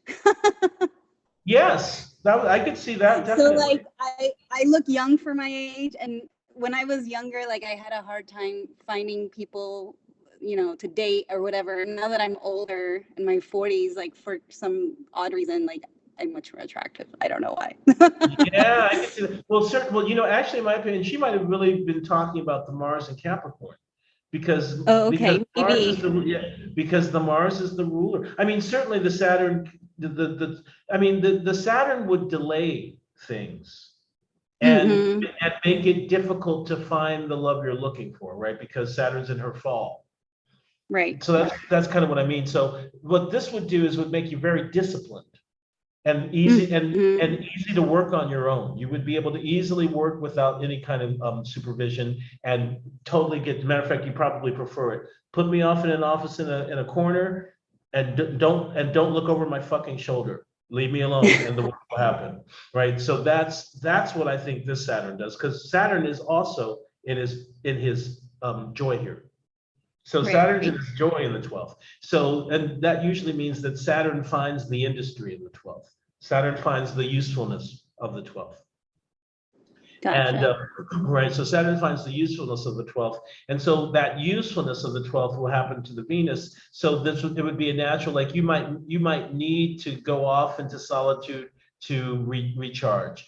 Solitude may be a very good specific thing for you, but solitude is the opposite of having the partner one looks for. Right. Well, I've been married for now. You have been married. Oh, good. Oh, that's right. So he can. So Mars. So, and I want to ask, because you were saying the finances of the Venus, would that show a benefit of marriage? Because I feel like getting married has made my husband and I make more money than we ever did before we were married. Yes, absolutely. Absolutely. And especially the husband, it looks like, because the Mars is exalted. So the Mars is the husband. Yeah. Mars is the whole husband and the possibility of marriage and the marriage. Yes. Right. But the Venus Saturn could be your response to sex. It could be, you see what I'm saying? It could be your response to affection and how affectionate you're able to be, right? Because so you might not feel really comfortable, or it could be how private you are about it. You know, it could be that, you know, you're a tiger in the bedroom, but hey, don't put your hands on me out. I don't like it when we do too much PDA. You know, that's not for me. I am actually anti-PDA. Right. Okay. So that's kind of how the 12th would kind of show itself up. And it also could, you know, there could, you know, okay, with Venus and Scorpio, this isn't soft, squishy, lovey-dovey Venus, right? This is a little harder edged Venus, like your aesthetic. This is a little harder edged Venus, like your aesthetic. So you need a partner kind of that way too. This is a less sympathetic. I don't want to say sympathetic. This is a less the word isn't sympathetic. It is oh God, oh, it's on the tip of my tongue. It's when you're, oh shit, it's what Carl Jung said about the United States. He said there was all of this, sympathy is the only word that keeps coming, but it's not the word I'm looking for. It starts with an S though. It's not gonna come, so I'm sorry. Oh shit, it almost came. God damn it. It's when you're overly nostalgic. It starts with an S and you're overly nostalgic and you can't let go of something. And anyway, but this is not that kind of chart. This is a harder edged, a cool. Is it sentimental? Sentimental. Thank you so much. This is not a sentimental chart. Yeah, this is not a sentimentalist chart. And so you would need a partner that doesn't want that kind of thing. And if you have a partner that's looking for a squishier female, that may have created issues. God, I was looking for a woman that's a little bit more, soft and sweet. It's like, well, dude, this is what you got. That's what this kind of a chart. That's what this chart is. It's like, oh, do you have to say everything you think? Or do you have to say everything you think? Yeah, dude, I do. Fuck you. Right? That's this chart. Right? Am I wrong? But that's kind of how that would go. But what I was going to say though about this is that this isn't a useful sextile in my opinion, because it's the fall of Venus and she's already in detriment. It's not useful for her, and also fortunately, this isn't a square to Saturn, right? Because when it's really impeded is when it's a square or an opposition or a conjunction. Right. And so that's why I think you were able to get married. Also, I think it's because of this Mars, the exaltation of Mars too, which has the power to produce for the house. Let's see. What I thought I would do is let's go back and do what we just did with yours with all of the others, and then we'll call it a day. Okay. It'll give us a good opportunity to kind of just keep reviewing. So have you been applying any of the stuff that we've talked about? Have you been able to? Yes. How's it working for you? I mean, I feel like some of it is good and some of it is, some of it's taking a little longer, but yeah, the stuff that's sinking in, I find it really fascinating. And then I'm always trying to ask my friends to give me their chart info just so I can compare. Some of them have been nice about it, and one of them actually told me the things that I told them was on point. And I was like, wow. Good. This is what I heard from Antoine. Like, I don't know if this is gonna be true, but this is what I've learned. And one of my friends was like, wow, yeah, you're really knowledgeable. And I was like, I don't feel like I am. I'm just regurgitating things I've learned. If you're studying with me, you are. If you studied with me this long, you know something.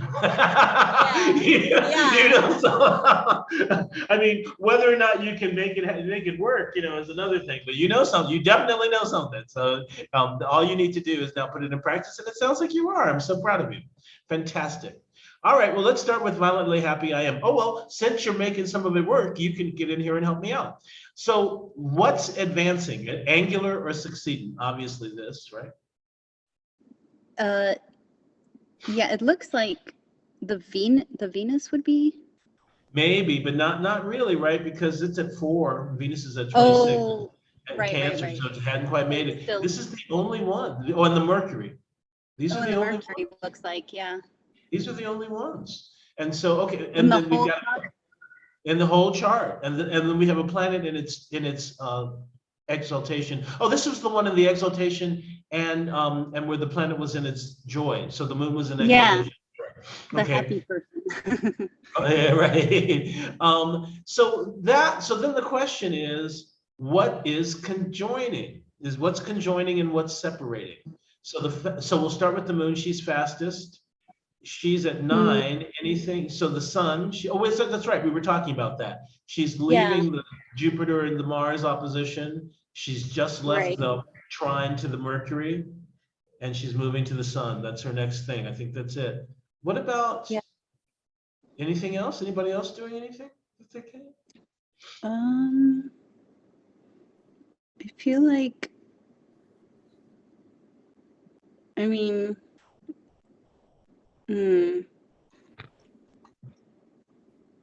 Actually, no. yeah, I can't no. tell. Yeah, no, actually, no. Yeah, so the methodical way to go about it is just to start with the fastest planet, look at the degree, and then find the signs that will aspect, right? And see if there's anything at a higher degree.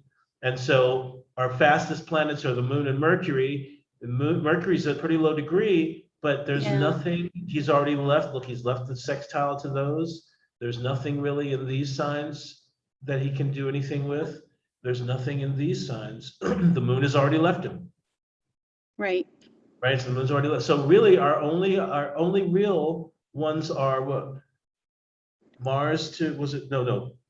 Oh yeah, no, just the moon to sun is what it looks like. Moon to sun is the only applying aspect. Okay, let's move on. That's interesting. I love it. I've run into a few where there are none.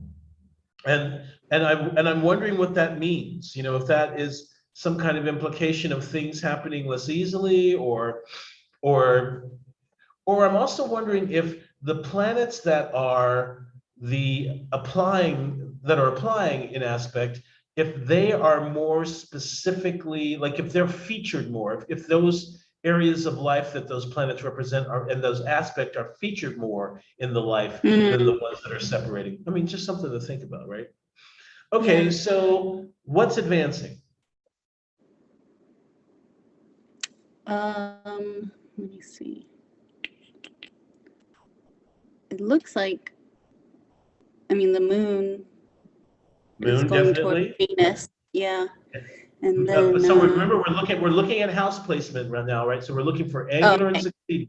Yeah, we're looking for angular and succeeding. So that's when we say advancing, that's what we mean. What's advancing means what's angular or succeeding. So moon is definitely moon and Venus, definitely. And what else? Venus. Would the sun be? Absolutely. Absolutely. It is? Absolutely. Okay. Absolutely. And what about Mars?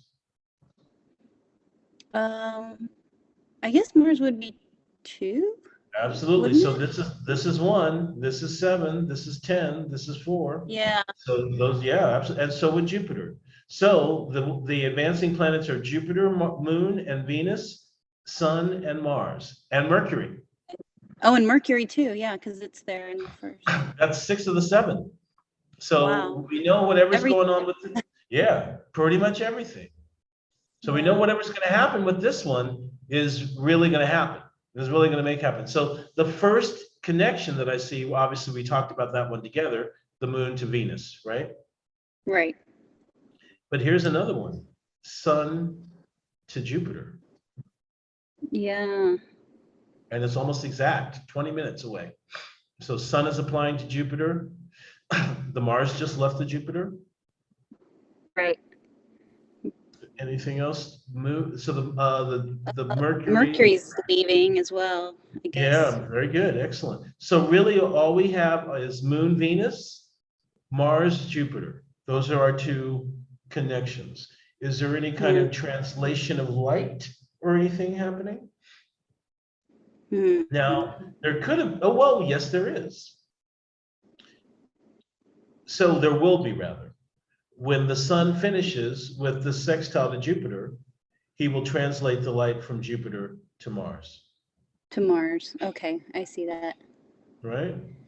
And so, and we can also say that before Mars, when Mars was at 8 degrees of Scorpio, he pushed his power onto Jupiter.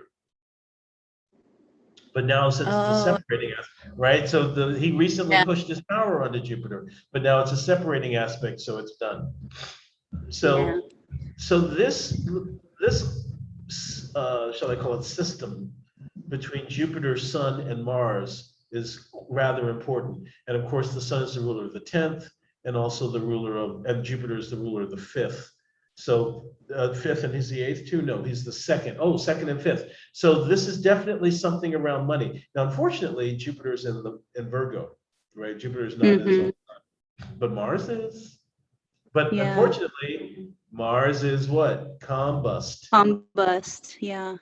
Right? So these are kind of so when we get next week, when we just start looking at the planets and what shows the planets to be impeded, then we look at these things too. But so there's all of this interesting stuff. So it looks like there's a translation, but the translation is via combustion. So this looks like you get what you want, but you don't really like what you got.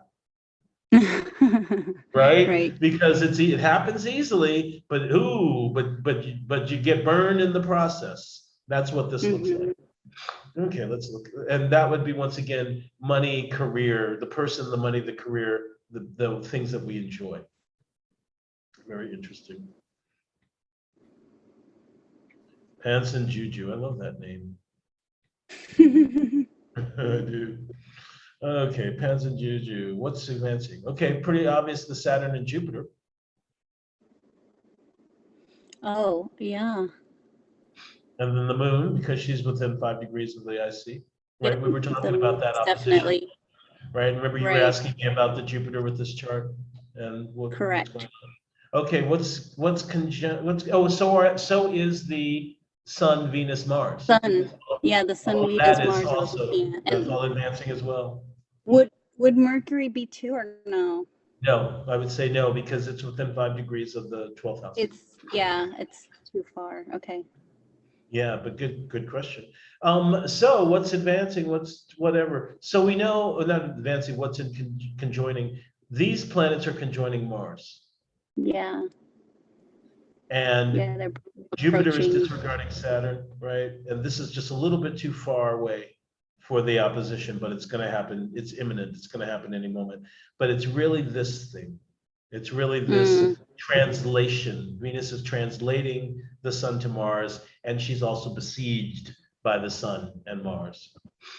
Besiegement is a good narrative, not a good narrative, obviously the shitty one, but it's narrative. But it definitely gives us narrative.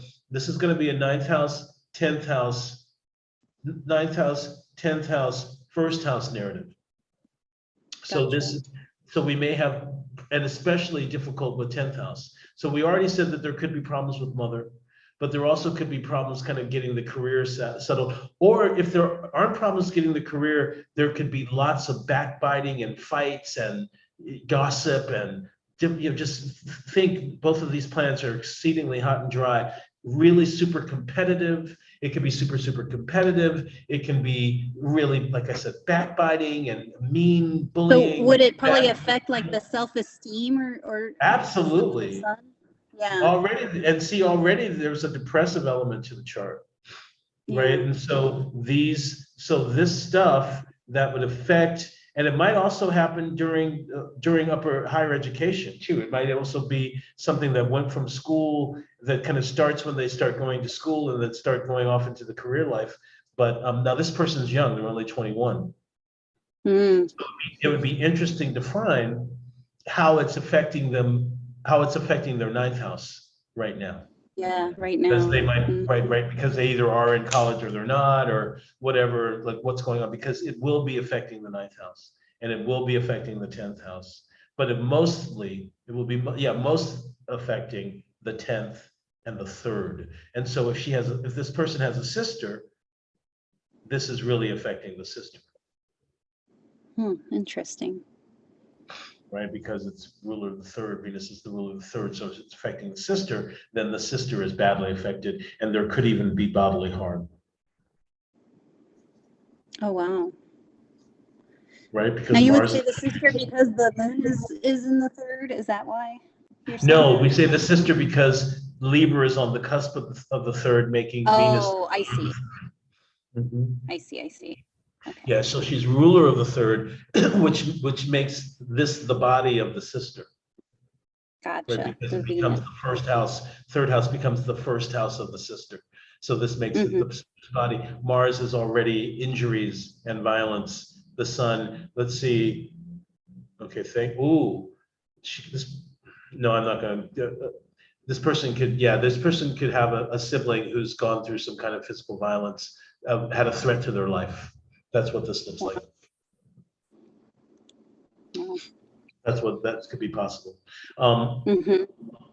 Because it's in the 8th. Well, oh no, it's in the 9th. Oh, thankfully, phew, it's in the 9th from the 3rd, not the 8th from the 3rd. I thought it was the 9th from the 3rd. It's in the 9th from the. That's why I was saying a threat to the life. There could still be some kind of violence to the person of the sibling, but not a threat to the life necessarily. Gotcha. So let's move to the other. Golden Gin. I love that. Did we look at Golden Gin? I don't even know if we did. Yeah, we did, I think. Okay, good. But maybe that not was the second time around. No. This is the second time because I remember the Saturn down there with the sun, with the moon. Okay, what's advancing? These houses are interesting. Oh, here's 1. Here's 7. Yeah. Here's First. 10. There's 4. Yeah. So. Okay. So So the 7th has Jupiter. So Jupiter. Yeah. Then nothing in the 11th. The first house would have Mars. Mars, yeah, Mars and Jupiter. That's and Venus. Mars, Jupiter, and Venus. Oh, Venus. Yeah. Mars, Jupiter, and Venus are the things that are advancing. So 10th house, Mars is the 11th in this chart. Jupiter is the 1st and the 12th. Now look how it's a little wide. Let's see, he gets 4. Yeah, it's too wide for an opposition yet. But also look at how they're on the nodes. And that's so there used to be a belief that Jupiter, that the benefics were good with the north node and the malefics were good with the south node. I don't know if I believe that or not, but that was one of the things that you sometimes see. We might see that in the next section, but you would sometimes see that would be the case, that they would say that the benefics are good with the mouth, and that the malefics are good with the tail. Let's see who's connecting. Oh, but and then the other planets that are falling away: Moon and Saturn, Mercury and Sun. Saturn. Oh, yeah, the Mercury. Oh, okay. This is the exact degree of my. This is the exact degree of my ascendant. So we've had the exact degree of my moon. We've had the exact degree of my ascendant today. Okay, wow. So I know, funny. Who's connecting? Who's connecting to whom? So it looks like the Sun and the Moon and Saturn. Or no? Yes, you're right, except you're not, right? Because look, Moon's at 1818, the Sun is at 1808. Oh, okay. Just barely. Just barely leaving. Now some astrologers believed that during this time that the partile conjunction, which means all aspects, happened up until 6 minutes of separation. Others believe that it would be happening until the applying planet left the sign, or 1 degree. So we can honestly say that probably this aspect is still working. Shall we say that? Let's just go ahead and say it's beyond 6 minutes. But I close. Yeah, it's just so fucking close. So let's just go ahead and give it to them.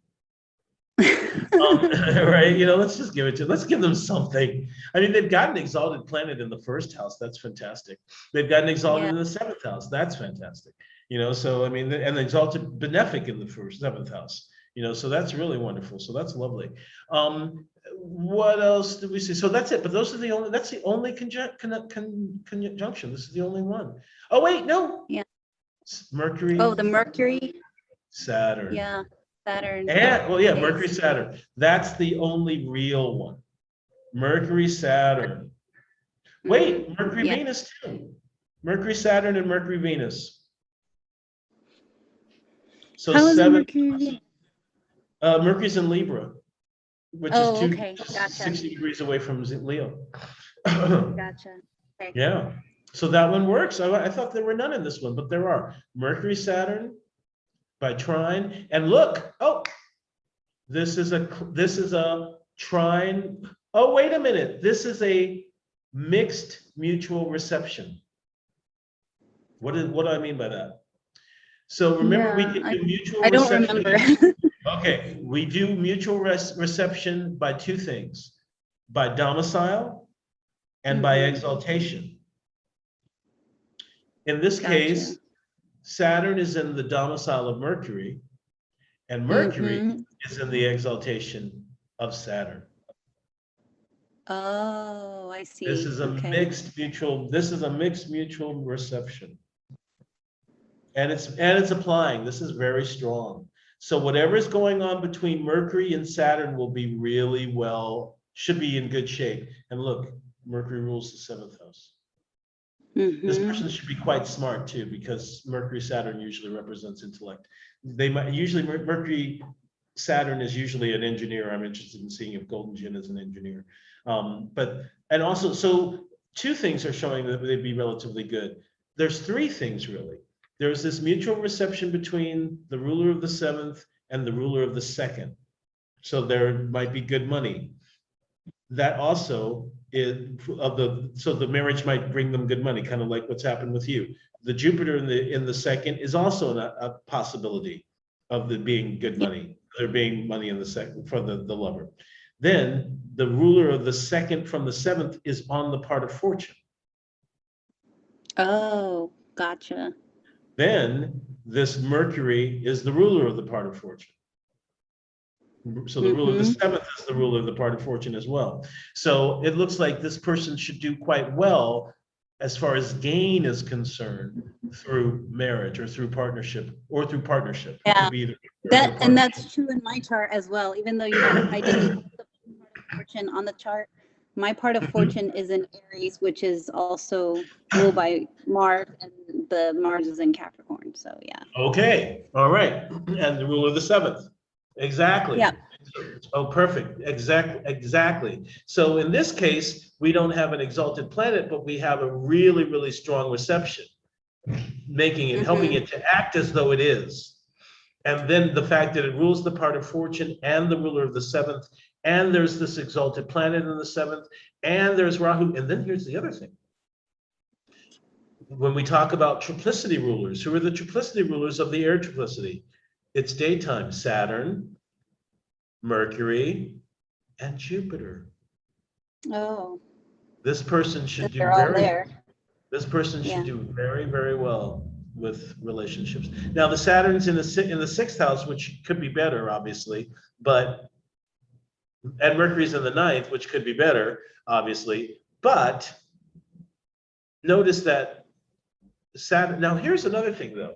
If we looked at this by whole sign, Saturn would be in the 7th, which isn't so good. Right? And Mercury would be in the 11th. But with the mutual reception, if you remember from last week, we talked about how reception rids things of evil, right? And if a malefic planet is received, he's less malefic. He's going to it takes the evil away. Reception takes away the evil. So I'm interested in knowing what's going on with Golden Jinn and the 7th house relationships and or partners, because it should be very good. Yeah. It should be very good. Okay, AJW. And then we'll come back to you so that you can tell me what you were talking about. Oh, that's what it was. You were saying that the ruler of the part of fortune was Mars, who is in exaltation, and also ruler of the 7th. Is that what you said? Correct. Good. Okay, got it. Okay, so who is? Okay, it looks like there's only 3 planets, 4 planets, 5 planets. 5. Okay, so 5 of the 7 are advancing. Venus. That's a lot. Yeah. Jupiter, Mercury, Mars, Sun. Sun, yeah. Right. Okay. And what's conjoining? Now, is Saturn also or no? Saturn, yeah. Okay.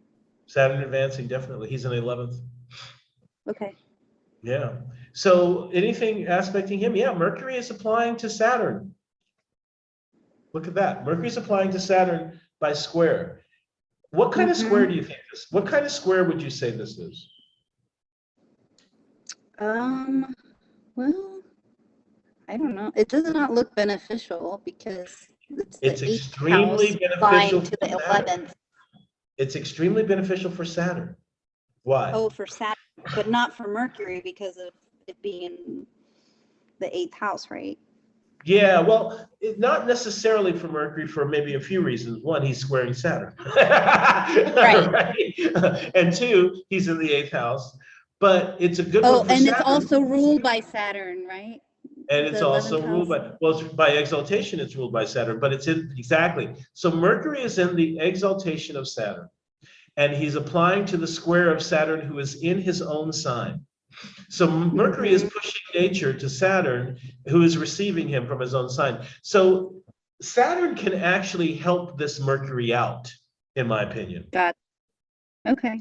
He can, so yeah, so to answer your question, yes, you're right. This isn't the best place for Mercury in the 8th house, and being squared to the Saturn isn't what we would really necessarily want either.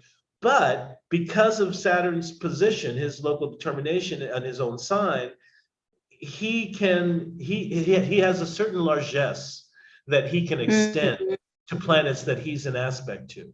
And so, and especially a planet who's in his exaltation. So he can kind of show the best of himself to this Mercury and steady it along, in my opinion. And so it makes me wonder if this person has an older, is in a relationship with an older person who has done just that. Steadied them, kind of steadied them along and brought them into, although Jupiter is the ruler of the ascendant and doesn't need a lot of help.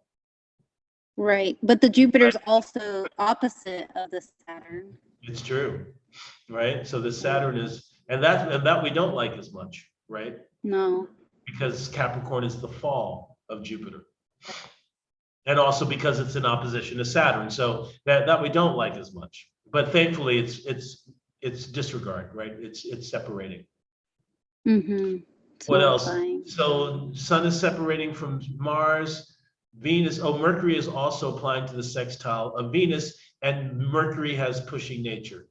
So right, Mercury is in the sign of planet B and is applying to the sign of planet B. So Mercury is pushing nature to both Venus and Saturn. So Saturn by exaltation, to Venus by domicile.